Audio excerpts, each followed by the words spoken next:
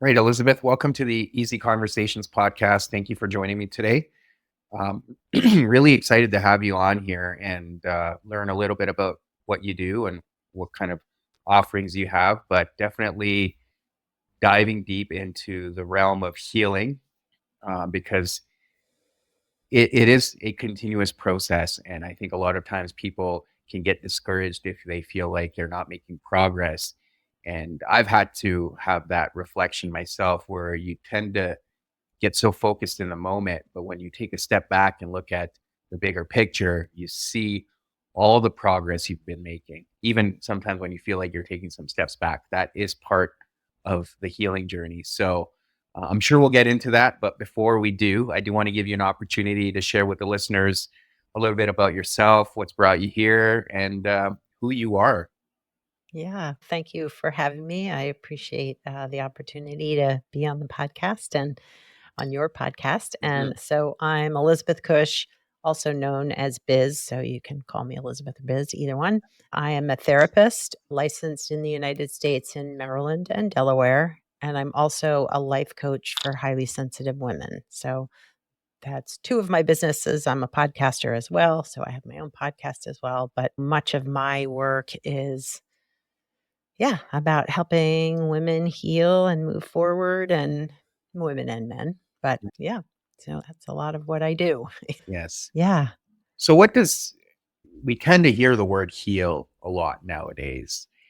And it can mean different things for different people. However, I'm always interested to hear everyone's perspective, even though it may not align with mine. But just to hear your perspective on the whole notion of healing, what does Yeah. it mean to you? And is it something that you had to go through yourself to have a deeper understanding and then by doing that you're able to offer it and guide other people on their own individual journeys. So a couple questions there, but yeah. Yeah.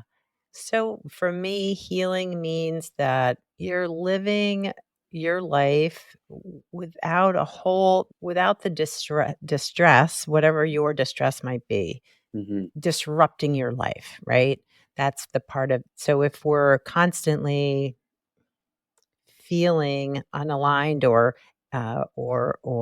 emotionally dysregulated, like it's really hard to just go through the day and to move forward. My I The ideal for me, for my clients, is to help them live a life that feels right for them, right? I just want them to really come to love and care for themselves in meaningful ways. I think that's what a lot of the healing is, because if you've experienced trauma, Hmm. you probably carry a lot of shame, or you are a very inner critical person. If we can learn to love ourselves through whatever we've experienced, I think that it helps us be more compassionate humans out there in the world. Hmm. Hmm.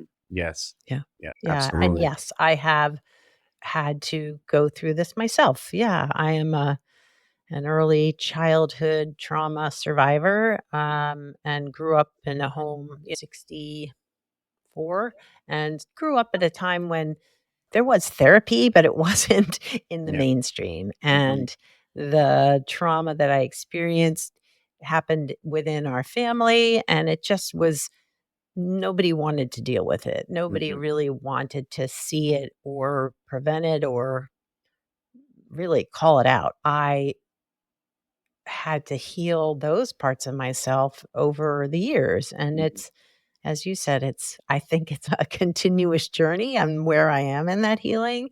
It's not this like a straight line from when I started the work to I'm still in therapy. So there you go, even as a therapist. But Yeah. yeah, I think that learning what I have learned along the way has helped me be a better helper, healer, Hmm. therapist. Yeah, coach. Yeah. Yeah. Thank you for sharing that. And there's an aspect that I think, as you were talking about, which shame can often get in the way and it can Mm, limit our ability to not only believe in ourselves that we'll get through this, but also, as you were talking about the inner critic, we may tell ourselves that we don't even deserve this life.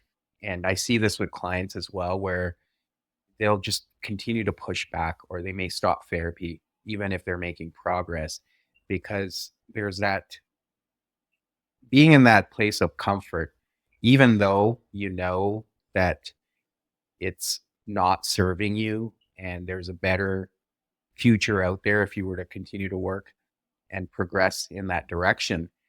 But there's that resistance, and a lot of people succumb to that resistance. And sometimes things have to get really bad before they want to make that change. So, how do Mhm. you navigate that personally as a therapist or a coach when you're working with individuals where there's so much resistance? Yeah. How do you help them recognize that and help them navigate it? Yeah. I like to share a perspective that, like, the resistance is part of the protection, right? Mhm, The resistance is a way we are really working to keep ourselves safe, right? If the therapy or whatever healing work we're doing feels dangerous to some of our parts, right? That mhm, I'm going to open this door that maybe I can't close. mhm, That's terrifying. That's really scary. And so this very sometimes it's shame, sometimes it's inner critic, sometimes it's those parts that go to much more extremes of like substance use, like to shut down and help us not feel mhm, and or help us avoid feeling too much pain. So I try to offer that perspective for clients like this part of you is trying to help you, right? It is trying and has worked probably mhm, throughout your life to avoid feeling more pain than you could handle at that time.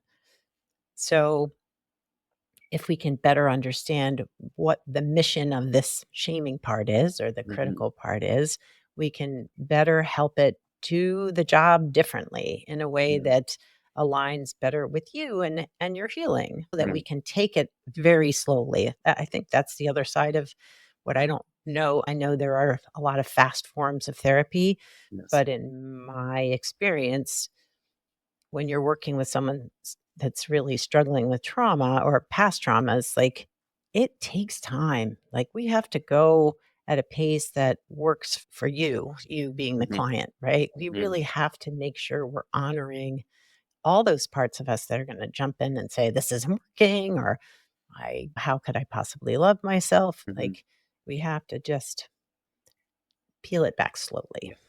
Yeah, absolutely. And I think one of the things I've constantly tried to remind myself in this field of work is meeting the client where they're at. And everyone's at a Yeah. different place. And sometimes you just have to keep guiding them until they're ready to take things on their own or even be willing to make some of those changes that can be very difficult and debilitating at times. Now, Mhm. there's the other piece, and I'm wondering if you're able to reflect on your own journey as well, is that shame continues to creep up even as we're making progress. And we both Mm. talked about this journey being continuous, but it can still feel like even after all these years, you may feel like there's more coming up. And there's an opportunity in that too, because the growth continues to happen. So then there's more things that you start noticing about yourself where you're like, oh, there's still a lot to be undone here. Yeah. And I think that can be tough at times for people to realize that I've done all this work, but there's still more here, which can be discouraging. Or you Mm. can look at it and be like, okay, I've unraveled so many things. Now I'm starting to uncover other things that were not part of my conscious awareness, which in itself can be a gift and an opportunity, depending on what your perspective is. And you may navigate. I know I'm throwing a few things at you there, but how is that Yeah. thing for you as you alluded to also that you're still going for therapy, right? So it is something Yeah. that you've recognized that this is just an ongoing journey. Yeah. I think I don't have it all figured out for myself, so definitely not necessarily for my clients. But what I have come to recognize is that at each step of our journey in our life opens other doors to Mhm, healing. So when I had my own children, so I'm a mom of 3 young men, and when I had them, it really shined a light on what my childhood was like, right? Mhm, I was re-experience it seeing them growing up, mhm. right? And so that brought up a whole lot of stuff. And so I was in therapy at that point and then stepped out of it and came back to It it gets a later touch. Mhm, when I went back to school later in my life, realizing how hard school was for me and how I often felt unseen and unnoticed and stupid. And so all those feelings came up. And so I went back into therapy, right? So I mhm, feel like each step of our own personal journey opens new doors to healing, mhm, potentially, if you're willing to go there. And I think there are going to be parts of you that are like, really? This again? You're still not over this? mhm. And I just think that as we can honor those parts too, but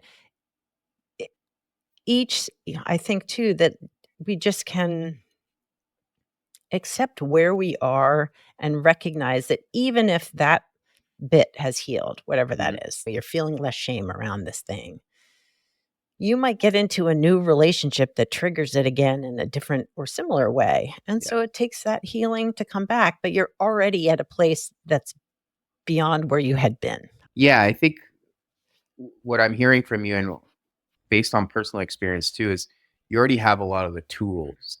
So it doesn't feel that daunting because it may feel like obviously I feel as you continue to progress, the obstacles sometimes can be bigger because you're facing different challenges which you may not have been able to face in the past. But yeah, you Yeah. have already the foundational tools to be able to work through those things. Yeah. And as much I find if I were to look back 5 years and if someone told me, hey, these are some of the obstacles you're going to have to face, I would have just been scared. There's no way. But Yeah. because I've been able to go through a lot of things and build up the resilience and also the foundational skills, it doesn't feel as difficult, even though things can get tough. So I think there's Yeah. that aspect there of resilience. Yeah. And there's another thing that you touched on earlier that a few years ago, I think therapy's obviously become more mainstream in the last 5 to 10 years. But before that, it wasn't. And it's not something a lot of people talked about. In fact, there was shame around talking about going for therapy as well. There's that, I think there's positivity in the progress we've made, but there's also like something to be said about being able to navigate difficult situations and build resiliency, which can serve you as you go out into the real world. So, how do you Mhm. then balance that dichotomy, right? Because I feel like nowadays people will just go for therapy because it's become a bit of a trend, but not Mhm. necessarily put in the work or make excuses. Now, I'm not saying everyone's like that. I'm not trying to generalize, but there is more of that now. Whereas Mhm. before you had to figure it out and work through it, and maybe you repressed a lot of things and that caused other issues. But in terms of resilience, I'm always curious to understand, are we moving in the right direction or are we regressing to some extent? Yeah, that's a good question. I think my hope, at least for my clients, is that the work we're doing is helping them, yeah, build resilience, Mhm. build distress tolerance, find ways to take care of themselves when I'm not there, right? Yes. And, if somebody comes to therapy and it seems like we're talking about the same things again and again, what you had said just a little bit ago is I feel like it's important for me to meet them where they are, right? Mhm. Like they may not be ready to do the really deep, hard work because it does take work on our part to, not me as a therapist, but me as a client, right? To really be willing to uncover what's happening and try to figure out how to do things differently. There are clients I've seen for many years that even though they might feel like they haven't made progress, Yeah. I can see and share with them, remember where you were a Mhm. year ago. Like this might have knocked you off track. And here you are coming to me telling me how you fixed it, right? Even though it might not feel big to them, Yeah. I feel like that's part of my job too, Mhm. is to really encourage and shine a light where sometimes we can't see it Yes. ourselves. Yes, absolutely. Yeah, that's Yeah. very important. Now, You also talked about working with men and women in terms Mhm. of the healing, and a lot of the times it's navigating the shame. How do you see shame showing up differently between men and women? I mean, I have my own views and observations around that, but I want to get your thoughts and then definitely chime in as we go along that. Yeah, I think, and I'm not really sure why this is. I think it's probably a lot of it, at least here in the United States, really Hmm. cultural, like that men really aren't aren't supposed to show weakness, aren't Hmm. supposed to show their feelings. And so there can be a lot of shame around that. Yeah. Just the idea that I might need therapy can Yes. feel way more shaming, I think, for a man Hmm. than for a woman, Yeah. where because women have really been coaxed along to be like, "You're feeling creatures. It's okay for you to feel, right? That's who Yes. you are." But I think that's been something that I've noticed in the Mhm. clients, the male clients I've worked with, that to uncover the shame of being a man, maybe who's experienced trauma, but Mhm. also just having feelings, to be struggling and Mhm. admitting, coming to the conclusion that they might need help outside themselves. And Yes. that's it's hard. That's Mhm. a real that can be a real, block for them to even wanna try to seek out help. Yes. Yeah, absolutely. I think what you're talking about there is that vulnerability piece. Yes. There's a lot of fear around being vulnerable and opening oneself up. And I think that's part of the reason why men will tend to isolate more, which often then leads to suicidal ideation and death by suicide, which we see in the Yeah. statistics, which is Yes. very unfortunate. And obviously, we've made progress in being able to talk about it more and have awareness around that. But yeah, it is there's that fear of expressing emotion and putting oneself Mhm. out there and coming across as being vulnerable or weak, and Yeah. that is what limits men, unfortunately. And I think we get socialized very early, to your point, in a cultural sense and in our upbringings, that men don't show those emotions. But I think a lot is shifting now. Yeah. Even the fact that men are going for therapy and Yeah. openly talking about it. I know that was something I struggled with myself, Yeah. was the whole notion I had in my mind personally was, if I go for therapy, that means something's really wrong or I failed. Mhm. Whereas now it's funny, even as a therapist now, when I tell some people that I still go see my therapist, they look at me strange. Like, why do you need to see someone? I'm like, sometimes I just need to make sure if things are going well and I'm not basically sweeping things under the rug, or if I'm still managing things well. And it's just good to go chat with someone who has all the history and for Yes. them to just ask me questions and making sure that I'm dealing with things well. And so Yeah. I think it's important, but that shift has definitely happened. And I still see some people struggling though in that sense. Yeah, yeah, I do too. I mean, I do see people struggling, but I do have hope that dynamic is shifting and Mhm. changing, that it's becoming more acceptable and even encouraged for men to seek therapy as well. Yeah, yeah. So then from your view, then how does that shame present differently for women? I think that, and I think this is true for men and women. Mhm. I think potentially, like, the shame is a little more upfront for women, right? Like, it's closer to the surface, but it's also, it turns into this sort of self-loathing of, what is wrong with me? Why am I Mm. broken? Why can't I figure out how to live life like everybody else, or whatever Mm. the dialogue is inside? And so really unpacking for both, like, let's get a handle on this inner critic or this shaming part of you Mhm. and better understand what it's so afraid of, right? Mhm. What is it afraid you're going to feel? There is vulnerability in sharing feelings, and I guess my perspective is like, I will hold whatever it is that you have to share with compassion and kindness and caring, and I can't make it not painful, Yeah. but I can hold that pain with you, right? Yeah. For sure. Absolutely.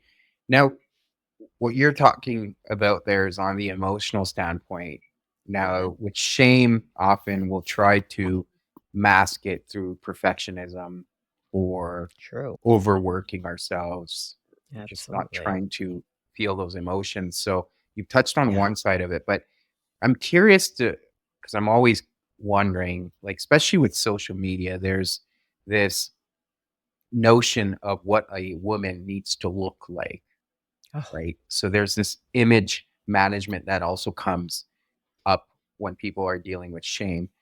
So in yes. the women that you work with, is that a huge issue where they tend to fall into that trap of comparing or just not feeling good enough in the sense because of what we're being told or what the messaging is all around us of Sure. just the physical aspects of being a woman?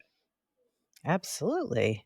Yeah. I think for men and women, Yeah. body image, like to be this, whether it's six pack abs or whatever, or just being this perfectly unblemished Barbie doll type figure, right? To really honor that, for women to come to terms that they are physically just very human, right? You might and love your body for what it is, or appreciate your body for what it is. You might not love it if you're feeling shame, Mhm. but to appreciate for what it is. But yes, I think especially with younger clients like 20s, 30s, like the social media piece has just turned up the volume on that, like the comparison, the what either what I should look like physically or what my life should look like Mhm. at this time.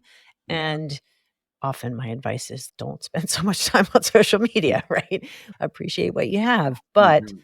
it weasels its way into your brain, and it's really hard to give yourself grace around what you do have.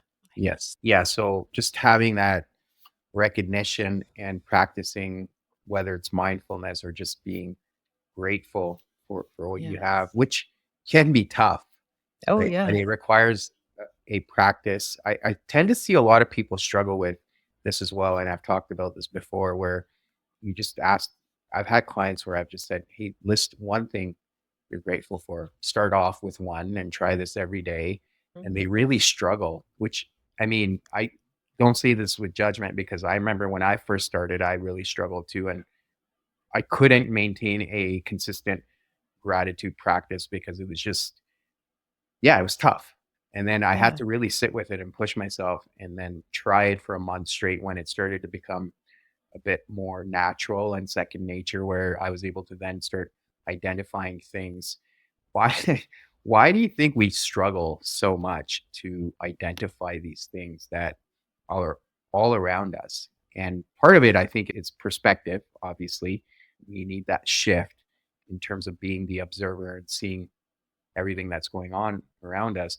But just want to get your thoughts around it again Mhm. from a social context around why is it so difficult to identify these things that are all around us? Yeah. I think the key is, like, you don't wanna make your great gratitude practice or gratefulness practice, like, bypassing what you're really feeling, right? Mm, It's not like, "My life is great. I am so grateful for being alive," right? That might not really sit with you in an authentic way. So, of course, it's gonna feel difficult, especially if you're comparing yourself to what somebody else has. But what I try to express to my clients is like finding like the small it can be like I am grateful that I have enough milk to put in my coffee today, mhm, right? Like I didn't run out. I didn't forget to go to the store yesterday. Or I often find that for me, I can find gratitude with my dog, right? If he's mhm. sitting next to me and being really cute, or he just feels really soft because his fur is really nice and soft and he's snuggling next to me, like just that, like, Yeah. all right, I'm just grateful for his presence. Mhm, So, not creating an affirmation or a statement that you don't believe, mhm. like it needs to be true to you. Yes. And it could be as small as, yeah, like, I'm grateful there's toothpaste in the tube today. Yeah. And because we tend to, especially as trauma survivors, if we are trauma survivors, our focus can be so narrow and so small that we really can't see, as you said, the bigger picture, what's around us. And so if we can try to, little at a time, broaden our scope. Oh, the sun's coming in the window right now in a really nice way. Oh, all right. There's other stuff that's happening besides what's happening from inside me right now. Yes. Yeah. And to your point, as soon as you start identifying those things, then your worldview and perspective completely shifts. Then you're not, and I think it's easy to fall into the trap when things aren't going well. You just tend to focus on all the things that aren't going well, which then just becomes a perpetual issue. And Yeah. it's hard to get out of that loop. But if you're able to shift that perspective and start looking at all the positive things, then those are all the things you start seeing. And again, this is something I've talked about is often your reality is based on your thoughts. So what do Yeah. you notice in people then if they're able to practice that gratitude piece? And it doesn't, like to your point, have to be grand. It could be just a simple small things, and then you just start building on that on a day-to-day basis, and then things obviously start shifting. But yeah, what do you notice with clients? I think that becomes the muscle that you begin to notice. Then there are other things that you're grateful for, right? If I can make appreciation, have appreciation for this small thing, what else might there be, right? Mhm. What other things I be missing Yes. that I could also be grateful for? Um, but it does take time, right? And maybe a gratitude practice isn't for everybody, but for people that have shared with me what it does for them is it does just open themselves up to the other parts of their lives where, yeah, whether it's good things or just things they appreciate are happening Mm. and makes them feel more appreciation or gratefulness for that. I think, as you said, we can get stuck in that negative loop if that's what we've been modeled, our parents or the people around us. And it really does take effort Mhm. to shift that if Yes, that's what we're used to. Yeah. exactly. Yeah, Yeah. yeah. Yeah. Now, you've talked about surviving trauma, and Mhm. again, very similar to therapy. There's a lot of talk around trauma, and we obviously have way more awareness. But there's also, I think, sometimes people lose sight of the fact that it can be very subjective as well. Mm. So, my upbringing, maybe compared to someone else's, wasn't that bad. And while theirs was traumatic in the real sense, but I can't undermine my own experience and say I don't get the right to say anything because I had it pretty good. I grew up with both parents in the house, went to school, had all these great things and opportunities, but there could still be things that really affected me, and I need to make space for those things. Right. So I Yeah. see this with clients a lot. They'll say, I'm working through this, but my childhood was great. I have a pretty good relationship with my parents. I shouldn't complain, but you're not really letting yourself have that space and acceptance for your own experience. And I Mhm. think that could also create a lot of shame for people that why am I feeling bad when things were great growing up? Yeah. Oh, totally. Yeah, I Mm. hear that a lot, especially because people will say, "Yeah, yeah, everything was fine at home, right? I had a roof over my head, Mhm. I was well fed, I got to go to school." But oftentimes the but is that, Yeah. yeah, but nobody was really paying attention to what I was doing. They Yeah. really weren't meeting my emotional needs, which Mhm. is a much more subtle form of trauma to me, right? Yes. That like there may not be this one bad experience that caused you to feel traumatized, but just an ongoing lack of emotional connection and awareness. And Yeah. that is hard for that takes time for I think for the clients that I've worked with, that often takes a lot of the work that we do is to just normalize that, yeah, that would make you feel bad Mhm. if you felt like your parents really didn't know where you were every day. or you were left to handle all those really terrible things that happened at school if you were bullied or whatever it was, and just left to figure that out yourself. Or Mm, even if you were made to feel like you shouldn't have big feelings, right? mhm, And that can just be subtle, right? Just a look or a gesture or a word, right? mhm. And so I think, yes, it can lead to a lot of shame because you feel like you should be more grateful or feel better than you do. And there is a lot of much less conscious trauma that can happen to Yes. children, which we know now. Yeah, Yeah. and I to your point, if those emotional needs weren't met early on, and there's no I think again, we're not talking about judging our parents because they're Yeah, doing the best they can at any given point.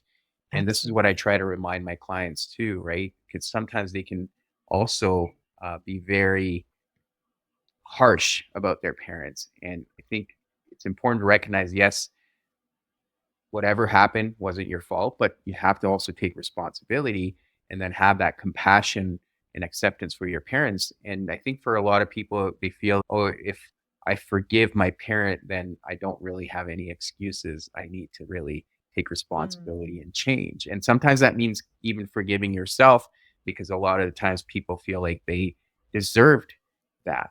But those emotional needs, if they're not met early on, they can continue to manifest in different ways. And sometimes you see that in relationships, in the workplace, and healing that alone can be very powerful for people. But mhm. sometimes they'll just dismiss it for all the reasons we talked about. But what are Yeah, your thoughts around then shifting that responsibility? Because on the other extreme, you can see people getting stuck in my parents did this, it's not my fault.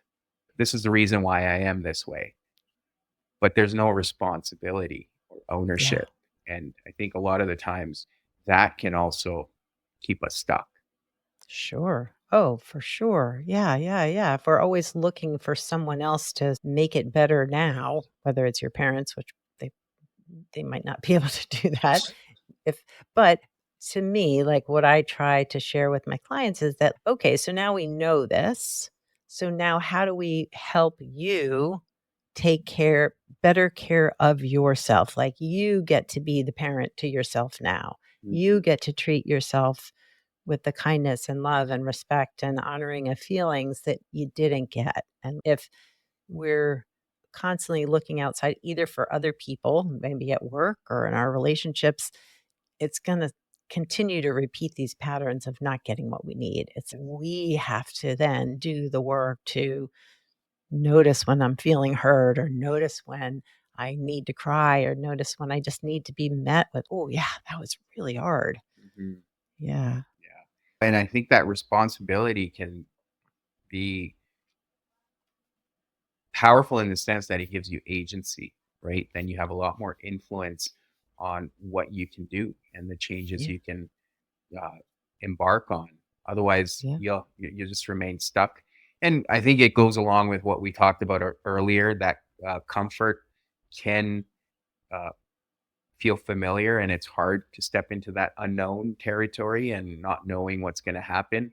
But ultimately, that's where the growth happens, and that's Mhm. where we need to really shift the focus. Yeah. Yeah.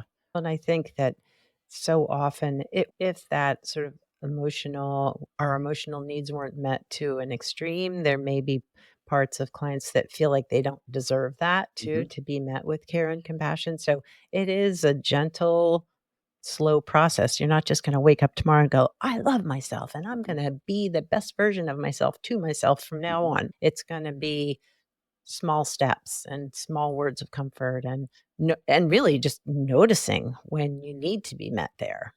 Yeah, so that's probably another good point to differentiate here because sometimes people get really excited. I see this with clients and they want to focus on so many things, and I Mm, have to tailor their expectations.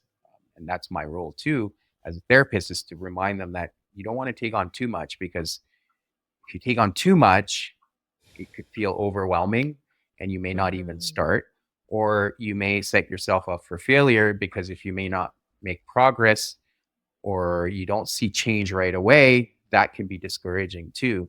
So Yeah. often it's just focusing on what's the smallest goal you can set for yourself that's realistic and you can measure it that you're making progress and then Yes. building on that, right? So habit Yeah. stacking, as James Clear talks about in his book. So Mhm. once you start building those positive habits, then you can start stacking them. But it starts with small incremental changes. And I think a lot of people get really excited, which is great.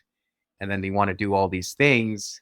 And then they end up Yeah. doing nothing for various reasons, as we've touched on. So, what are your Yeah. thoughts around that? And then, how do you help people ensure that they're not trying to do too much at once?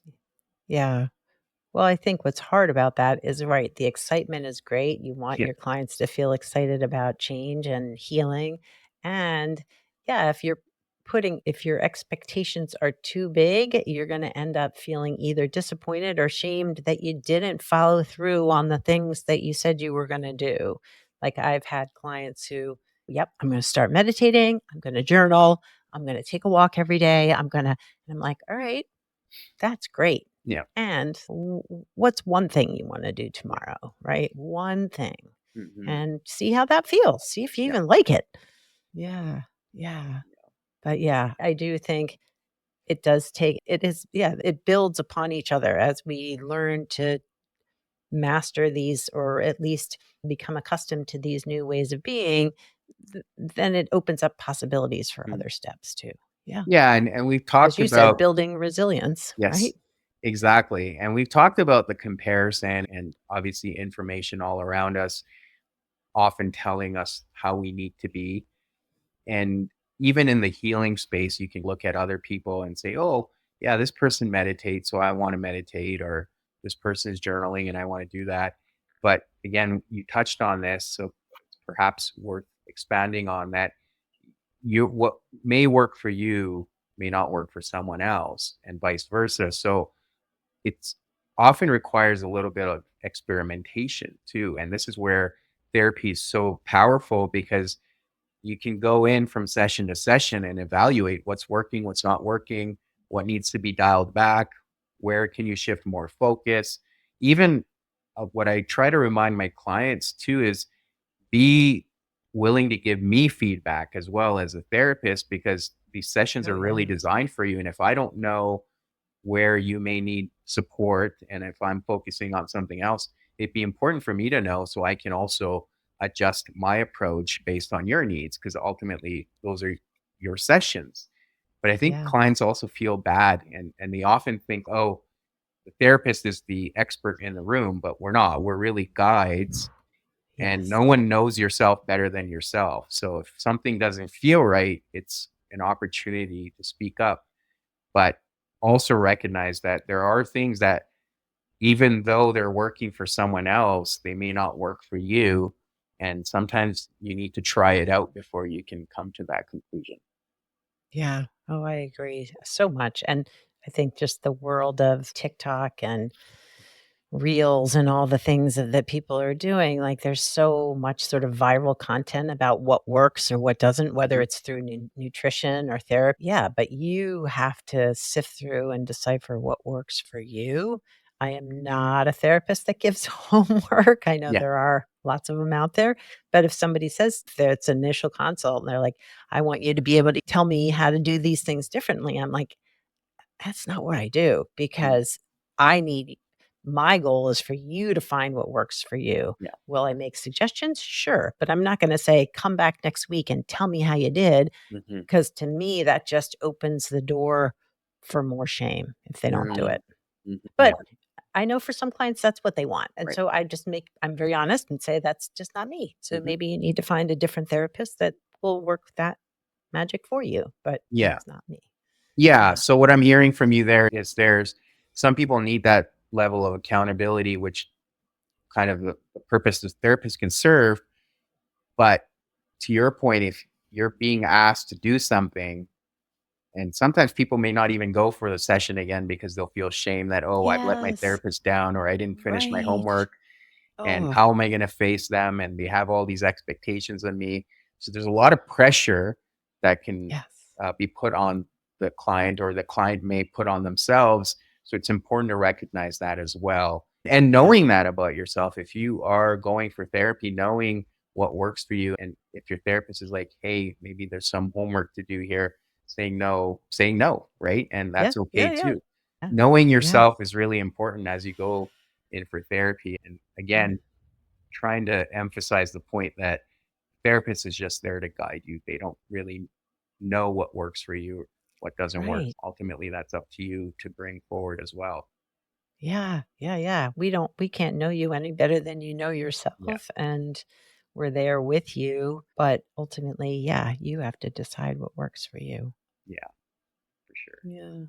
Thank you, Elizabeth, for this conversation. It's been very enlightening. I've really enjoyed hearing your Yeah. approach and Mm. us talking through our approaches as well in terms of what works in therapy and what we need to focus on. But for listeners that want to learn more about your work or find you online, what are Yeah. some ways they can do that? Awesome. So my therapy practice is progressioncounseling.com. That's where you would find me. And I have if you sign up for my newsletter, you get like a free meditation guide if you're new to meditation and mindfulness. So you get that if you sign up for the newsletter. I also have a coaching business. So that's elizabethcushcoaching.com. And also have lots of free resources there. I write, I offer some videos there. So yeah, there's a lot there. I will be starting a group for women in the new year. So if people are interested in group support for highly sensitive women, that will be happening in January. So that's all out there. Amazing. Thank you again for coming on here. We'll put all of that in the show notes. And yeah, it was a great chat. So I appreciate it. Thanks for having me. I really appreciate being here on your podcast and just yeah, I love talking about healing and yeah, moving forward. So I appreciate you making this happen.